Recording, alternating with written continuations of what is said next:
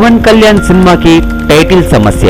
Power star Pawan Kalyan Sardaar Gabbar Singh cinema తర్వాత తీయబోయే తదుపరి చిత్రం టైటిల్ కాటమరాయుడు అని ఖరారు చేశారు. అయితే ఇప్పుడు ఈ టైటిల్ సమస్యగా మారింది. పవన్ కళ్యాణ్ నటించిన అత్తారింటికి దారిది చిత్రంలోని కాటమరాయుడా పాట ఎంతటి సంచలనం సృష్టించిందో తెలిసిందే. ఈ పాటని పవన్ కళ్యాణే పాడాడు కూడా. అయితే తన తదుపరి చిత్రానికి కాటమరాయుడు అనే టైటిల్ ని ఫిక్స్ చేశాడు పవన్ కళ్యాణ్. పవన్ పాడిన కాటమరాయుడా పాట గుర్తుకు వచ్చేలా ఈ కొత్త సినిమా టైటిల్ సెంటిమెంట్ గా ఫిక్స్ చేశారు. ఈ టైటిల్ కు సంబంధించి మరొక ఆశ్చర్యకరమైన ట్విస్ట్ ఇప్పుడు లేటెస్ట్ గా బయటకు వచ్చింది. సినీ సర్కిల్స్ నుంచి వస్తున్న వార్తల ప్రకారం కమెడియన్ సప్తగిరి హీరోగా చేస్తున్న మూవీకి కూడా ఇదే టైటిల్ ఫిక్స్ చేశారని తెలుస్తోంది. కమెడియన్ సప్తగిరి హీరోగా వస్తున్న చిత్రానికి కాటమరాయుడా అన్న టైటిల్ ఫిక్స్ చేసినట్టు గతంలో కూడా వార్తలు వచ్చాయి. మరి పవర్ స్టార్ పవన్ కళ్యాణ్ ఒక కమెడియన్ సినిమాకి పెట్టుకున్న టైటిల్ అని ప్రచారం జరిగిన కాటమరాయుడా